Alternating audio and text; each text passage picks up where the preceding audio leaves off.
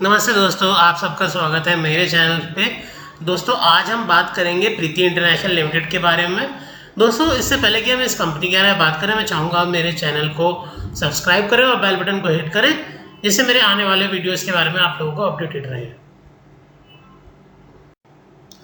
दोस्तों प्रीति इंटरनेशनल एक फर्नीचर और लाइफस्टाइल ब्रांड है और इसका बिजनेस और फर्नीचर कंपनी से इस मायने में यूनिक है कि ये रिसाइकिल प्रोडक्ट्स को, यानी कि कुछ जो ऑब्सोलीट प्रोडक्ट्स होते हैं, जैसे पुरानी गाड़ी हो गया, पुराना टायर हो गया, इनको एक नई शेप में करके इनसे फर्नीचर हैंडीक्राफ्ट बनाते हैं और इन आइटम्स को एक्सपोर्ट करते हैं और डोमेस्टिक मार्केट में भी कंज्यूम करते हैं। अगर हम इनके रेवेन्यू ब्रेकअप को देखें तो लगभग 84% इनका आता है एक्सपोर्ट से और लगभग 16% आता है इनका विद इन इंडिया से।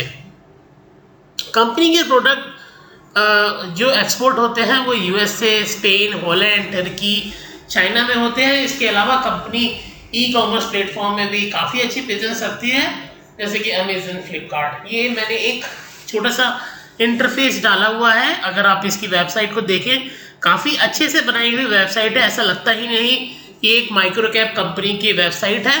फीचर्स वाइज भी आप देखें, जैसे कि लेटेस्ट ई कॉमर्स साइट्स में होती हैं कि बाय नाउ पे लेटर, वैसे ही ये आपने प्री लेटर देखा होगा, नीचे टैब भी पड़ा हुआ। काफ़ी यूनिकली बनी हुई वेबसाइट है। दोस्तों छोटी कंपनियों में हमें ये ज़रूर ध्यान रखना चाहिए कि हमारा जो मैनेजमेंट है वो कैसा है। तो ये मैनेजमेंट टीम में मैं बताना चाहूँगा कि मिस्टर जीडी लोहिया हैं, जो इसके चेयरमैन हैं, मिस्टर हितेश लोहिया हैं, मिसेस प्रीति लोहिया हैं। ये कंपनी जब लॉन्च हुई थी, ये एज एसएमई लॉन्च हुई थी और लगभग 75 रुपये की इसकी वैल्यू थी। लगभग 3-4 साल पहले ये कंपनी एसएमई पोर्टल पे लिस्ट हुई थी और लास्ट ईयर ही ये मेन बोर्ड पे आई है।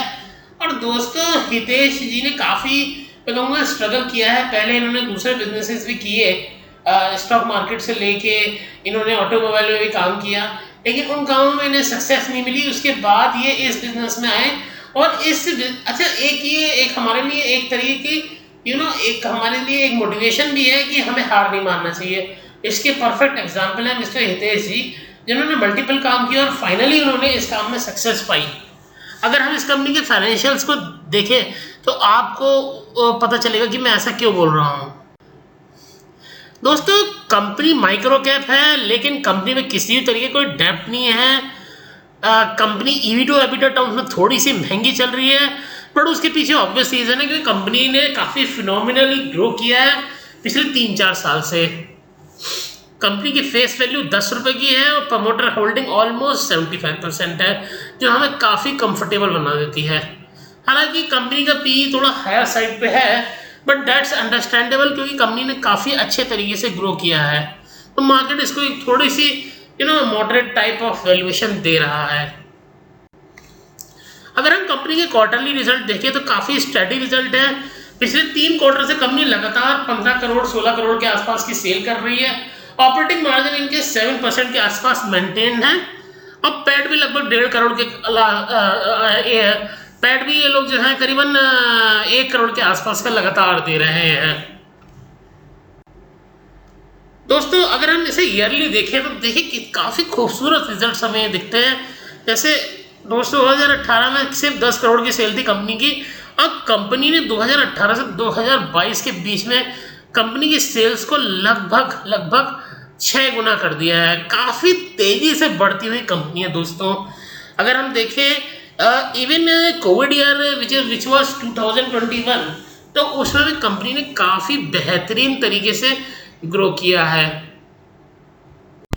दोस्तों माइक्रो कैप में एक बहुत ही इंपॉर्टेंट फिनोमेना होता है कैश फ्लो, क्योंकि कंपनी अपने प्रॉफिट्स को काफ़ी ऑफनली मैनिपुलेट करके दिखाती हैं।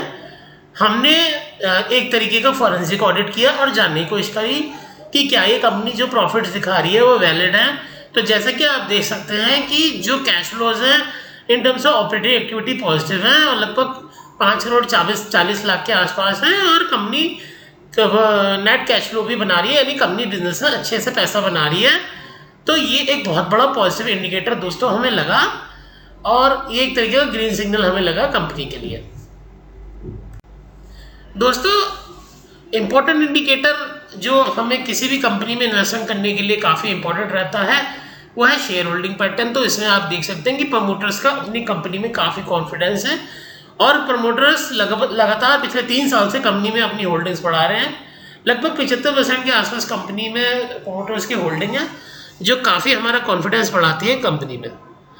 दोस्तों, हमें ऐसा लगता है कि कुछ करेक्शन में, जैसे मार्केट अभी थोड़ा वॉलेटाइल है, अगर हमें ये एक अच्छे बार्गेन के रूप में मिले तो हमें ज़रूर इस कंपनी में इन्वेस्टमेंट करना चाहिए। From long term point of view काफ़ी प्रॉमिसिंग बिजनेस लगता है, काफ़ी यूनिक बिजनेस लगता है। कंपनी के जो बिजनेस पोर्टफोलियो है, देखिए इस तरीके के बिजनेसेस में क्या है ना, क्लाइंट थोड़ा सा प्रीमियम वैल्यूएशन भी देने को तैयार रहता है, प्रोवाइडेड उसको एक अपीलिंग प्रोडक्ट दिखाई दे। इस पर्टिकुलर सेगमेंट में कंपटीशन होने के बावजूद प्राइस सेंसिटिव कस्टमर नहीं होता, क्योंकि जो भी कस्टमर थोड़ा सा एंटीक चीज़, थोड़ा सा यूनिक चीज़ ले रहा है, वो प्राइस सेंसिटिव बिल्कुल नहीं होता, उसको बस यूनिक चीज़ चाहिए होती है। ये हमें सबसे बड़ा पॉजिटिव चीज़ लगती है इस बिजनेस में। और दोस्तों, अगर आपको ऐसा लगता है कि ये कंपनी इन्वेस्टमेंट करने लायक है तो आप अपने इन्वेस्टमेंट एडवाइजर से बात करके ये डिसीजन ले सकते हैं। नमस्ते दोस्तों, और आने वाले समय में मैं ऐसे ही एजुकेशनल वीडियोस आपके लिए लेके आता रहूँगा। तब तक के लिए धन्यवाद। Thank you.